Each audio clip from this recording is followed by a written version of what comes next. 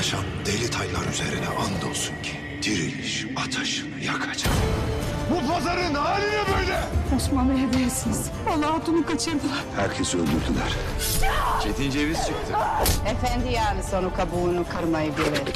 Osman'ı benim gibi bir şeytandan uzak tutmak için çırpınırsın. Nizam-ı alem yolunda 1000 evlat feda olsun.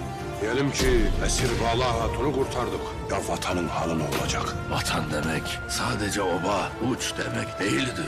Aşk demektir, yar demektir. Seni o bataklıktan kurtaracağım Bala. Kuruluş Osman yeni bölümüyle çarşamba akşamı ATV'de.